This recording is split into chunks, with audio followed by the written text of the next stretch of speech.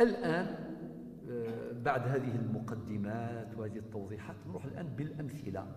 بالمثال يتضح المقال. نعطيه مثال بطريقة منهجية سهلة بسيطة تقرب هذه الأحكام إلى جميع الحضور. جزاكم الله خيرا. نبدأ بالمثال الأول، أشرت إليه في المقدمة ولكن الآن نشوفه على مستوى التطبيق. مات عن، بعد كان الإشارة الحمراء، مات عن اختصار يعني مثيون إيجاد زوجة، هاتان زوجة، إيجاد بنت يليس، بنت ابن يليس نميس، إيجاد أخ لأب يجمس فافاس. ثورا نفضو الزوجة ترث الثمن، أن ويتيام الثمن نزرايغر لوجود الفرع الوارث، لكن نزرات لوجود الفرع الوارث. البنت أتساوي النصف، ان دومي، 1/2. لماذا تساوي النصف؟ لانفرادها وعدم وجود معصب. كل هذه المسائل طبعا شرحناها في المجالس السابقة. بنت الابن يليس نميس. ماذا نفهم؟ نفهم بأن الابن هذا مات قبل أبيه. أنفهم بلي واقي قشيشاقي يموت قبل باباس. بنت الابن ويجاد أخ لأب يعني جاد يمس باباس. هل نحتاج الآن لتطبيق قواعد التنزيل؟ الجواب لا، لا نحتاج. نطبق القواعد العادية، نطبق للرجل ما كنت نغرى. الزوجة ترث الثمن لوجود الفرع الوارث، البنت ترث النصف، بنت الابن ترث السدس، الأخ لأب باعين يرث الباقي تعصيبا.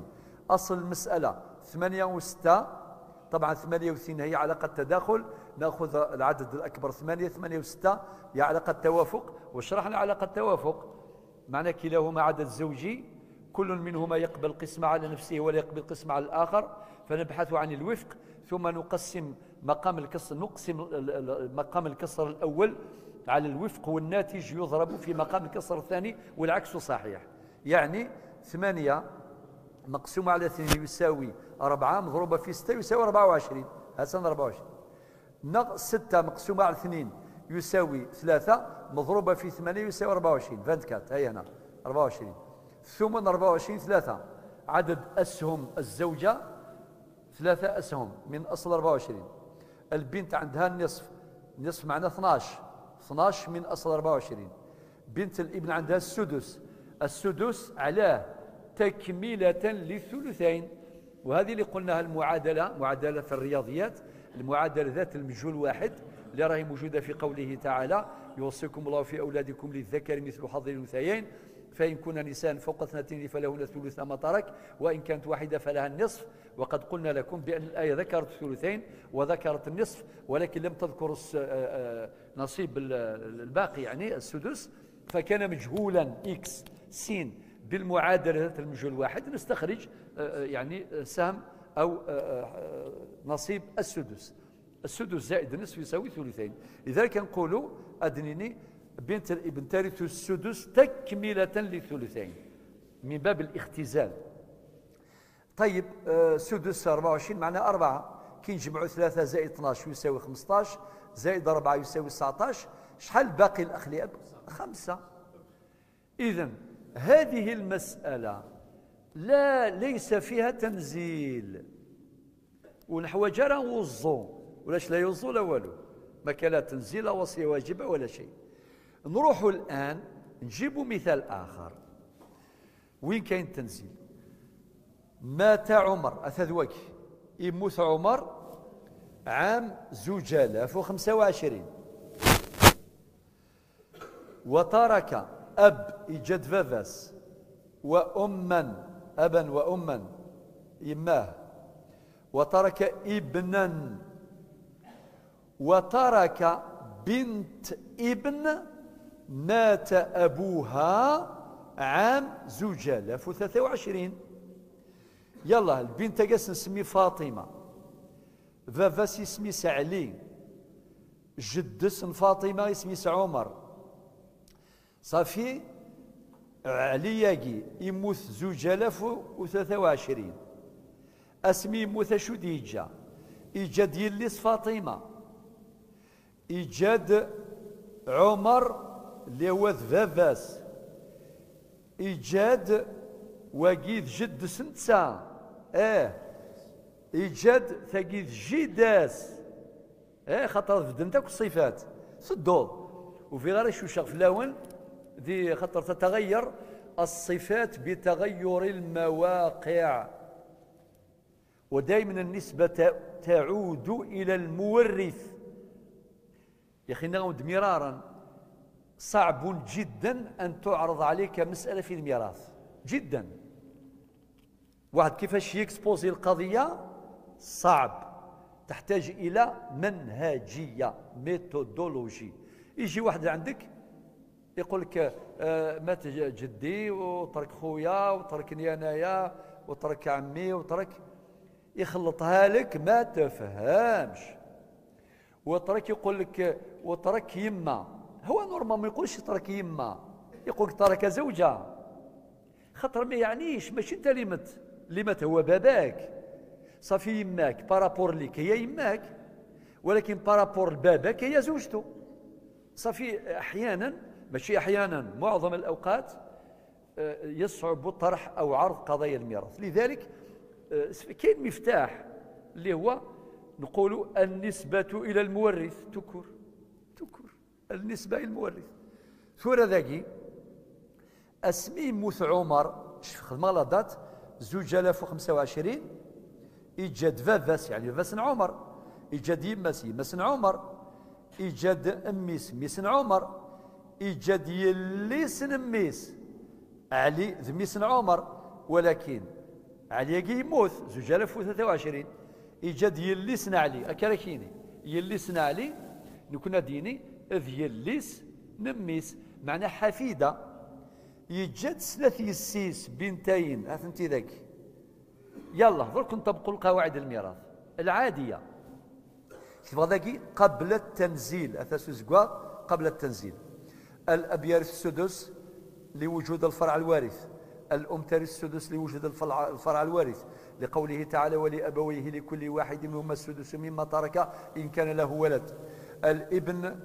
الابن هذا مع البنتين خدم غاسنا كاكي باعين، هذان يعني هؤلاء الابن مع البنتين يرثون الباقي تعصيب بالغير للذكر مثل حظ الأنثيين. أما البنت فاطمة تجي حفيدة يلي سميس فاطمة اللي هي بنت علي، هذه التي متى هذه محجوبة حجب حرمان بالابن، هاو درناها بالأحمر، محجوبة حجب حرمان بالابن، ما تدي ولا شيء. صافي ذاكي ثورة أنستقسي أهل ترى يزاكم جديم نغوكم يزارا ما يزات أذغى ثفرة يموت يزارا وثور ثرى ولا شيء، فهي محجوبة حجب حرمان. ولكن القانون كما قلنا قبل حين قانون 84/11 من المادة المعدل المتمم من المادة 169 إلى غاية المادة 172 نص على أحكام هذا التنزيل كما ذكرنا. ذي ثم نروح بعد التنزيل. هذا بعد التنزيل واش نديروا؟ نفترض أن الابن علي كأنه حي، أما كنت تسيذير باش هذا السنف كموريس من بعد نوالي لان تروا بروبابيليتي ثلاث احتمالات، يا اما ذيلي اقل من الثلث نغادي يساوي الثلث اكثر من الثلث، ما إلا أقل من الثلث أثنف كي الليس، ما إلا يساوي الثلث أثنف كي الليس، ما إلا أكثر من الثلث أثيد نصوب أسنف كان الثلث الباقي زيادني أما ذي ذريمان أما ذاك لما غيني لان ذاك الباقي يكون موقوفا على إجازة باقي الورثة إذا وافقوا عليه ينفذ وإذا ردوه يرد. ثورة ذاك إذا شان نخدم ها الثاقل غدا يلا نخدم السو زيكزاو صافي شو قلنا يموت مات عن أب هاتن أب نبوثيد هاتن بوثيد ابن هاتن بوثيد ابن أجي ذعليني نراتي داقي أماكن حي. لماذا حيناها افتراض فقط باش نشوفوا شحال يدي باش النصيب نتاعو نعطيوه لبنته سي لوجيك منطقي. نخدميت باللون الاخضر ابن زائد ابن معناه عليني اكل بنتين غادي لانت هاثنتي ذاكي يلا نجري المساله بشكل عادي. طبعا الاب عنده السدس الام عندها السدس الابن مع الابن البنتين الباقي تعصيبا معنى الابن كنطبقوا القاعده للذكر مثل حظ الانثيين معنى 2 زائد 2 يساوي 6 بائعين مجموع الرؤوس مكنوغان 6 يستيدسن خلاص. يلا اصل المساله كاين سدس العلاقه بين 6 و6 هي علاقه التماثل يسميس يا اخي صار 4 علاقات: علاقه التماثل، علاقه التداخل، علاقه التوافق، علاقه التنافر. هذه شرحناها فيما سبق. ثورة ذاكي أدن طف 6 هاثن 6 ثغال ذنتا في أصل المسألة سدس 6 في 6 يون سدس 6 1 سهم واحد من أصل 6. الأم عندها سدس 6 أيضا 1 زائد 1 يساوي 2 كم باقية باش نوصلوا 6 4 من جمع يون كذيون قيم 4 يا الله 4 كذيون وغالن 6. ثورة نوالي هل واحد يقبل قسمة على الأب؟ واحد عادي يقبل.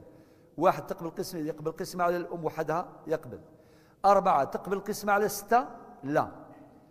4 ديفيزي بار 6 إنك تبقى طريقة من طرق خاطر كاين طرق أخرى. سمحتي علم الفرائض من أسراره أنه عنده طرق حسابية كثيرة أتوظل نفس الهدف نفسه ستحقق الهدف نفسه، ولكن ذاك اخترت الطريقة المنهجية البسيطة ثاني لا تسهل أتنفهم. يلا 4 لا تقبل قسمة على 6 وإن كان علاقة بينهما علاقة توافق. لا علاقة توافق 9 طريقة نظن نزمد نشوف هذاك أصل المسألة الجديد 18 نزمد نشوفها 36 والنتيجة هي نحوس الطريقة ياكي 4 أكو لا تقبل قسمة إذا ناخذ 6 هذه نضربوها في 6 ضبع الطريقة ياكي 3 أيضا سمحتي حتى السبورة ما تكفيش يعني تبع كان طريقة من الطرق وهي طريقة صحيحة. 6 مضروبة في 6 يساوي 36. هذا هو أصل المسألة الجديد أكا. من بعد لاستخراج الأسهم الجديدة من الأصل الجديد نضرب الأسهم القديمة في العدد الذي صححت به المسألة. يعني 1 في 6 يساوي 6 1 في 6 يساوي 6 4 في 6 يساوي 24 24 مقسومة على 6 يساوي 4 لكل ابن يعني سيناجي لكل ابن 4 في 2 يساوي 8 خاطر للذكر مثل حظ الأنثيين. لكل بنت سنتاجي لكل بنت 4 في 1 يساوي 4. الآن السؤال خرجنا 8 هذه اللي هي عدد أسهم عليه الذي افترضنا حياته الآن 8 بارابور 36.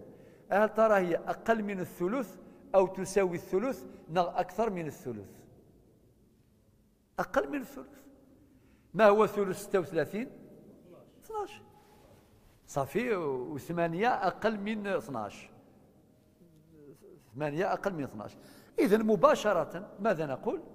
يا فاطمة نعطيو لك النصيب نتاع باباك عليه اللي هو 8 لأنه أقل من الثلث. واش كتبت هنا؟ وهو أقل من الثلث، لأن الثلث هو 12، ولكن نخدم ذاك مقدار التركة، نخدم مثال برك، مقدار التركة 324 هكتار، ولا ديرها 324 مليون، دير واش حبيت. المهم الآن كي نقسموا نخرجوا قيمة السهم الواحد، ناخذوا 324 قسمة 36 اللي هو أصل المسألة الجديد يساوي 9 أسهم، وهي قيمة السهم الواحد. أم بعد الابن واش كتبنا هنا؟ وهو أقل من ثلث، معناها يرث 8 من أصل 36، لأن الثلث هو 108. 108 كي نقسموا 324 مقسومة على 3 يساوي 108. ولكن الابن شحال يورث؟ 8 في 9. 8 هو عدد الأسهم نتاعو هي هذه، و9 هي قيمة السهم الواحد. 8 في 9 يساوي 72. 72 بالنسبة ل 324 أقل من الثلث، معنى النتيجة بالأسهم 8 أقل من 12، وبالهكتارات 72 أقل من 108، يعني أقل من الثلث. وبعدين شو نخدم ذاكي؟ هذه الإشارة فلاشاكي باقي التركة بعد تنزيل البنت فاطمة 324 ناقص 72 يساوي 252 هكتار. سي لوجيك طبيعي. ثورة بنت الابن ثاقي فاطمة اللي كانت في الغبينة، ما دي والو، بتطبيق قواعد التنزيل، بتطبيق الآية 180 من سورة البقرة، وبتطبيق القواعد القانونية الواردة في المواد 169 إلى غاية المادة 172 كما أسلفنا، نقول بنت الابن تنزل بقوة القانون. بعدما أجرينا هذه المسألة اتضح لنا يقينا بأن حصتها، وهي حصة بأنها ترث حصة أبيها لو كان حيا، وهي أقل من الثلث، إما 8 أقل من 36 من أصل المسألة الجديد، أو بالهكتار نقول 72 أقل من 108 والتي تمثل ثلث 324. طيب شيء طبيعي نخصموا هذيك الهكتارات اللي هي هذه 72، نقولوا 324 ناقص 72 يساوي 252 هكتار. الآن نروح لهنا. مات عمر، هذا اللي مات 2025، عن أب ابن بنتين. وراهي بنت الابن فاطمة ولا شي تدين فاطمة ثبي الحقيس قارنس قبايليث اتش لحقيش تقنط تطيش أدات حقها، والسلام بقوة القانون. نمسفها ما كانش لا وجود لها. الآن المسألة أخيرة خلاص، نقسم الآن الباقي على الورثة الذين خلفهم عمر اللي مات في 2025، أب ابن وبنتين. الأب السدس، الأم السدس، الابن مع البنتين عندهم 4. أصل المسألة هو 6 سدس 6 1 سدس 6 1 بقي 4. الابن جيب زوج للذكر مثل حظ الأنثيين، الابن زوج زائد البنتين معنا 4. ليس هناك انكسار فالمسألة، هناك فيها انكسار صححناها، قمنا بجبر المسألة بتصحيح المسألة. أما هنا لا نحتاج لأن المسألة ما فيهاش انكسار. عدد الأسهم يقبل القسمة على عدد الرؤوس بلا كسر أو فاصلة. يلا قيمة السهم الواحد 252 مقسومة على 6 اللي هي أصل المسألة يساوي 42 هكتار، هذا قيمة السهم الواحد.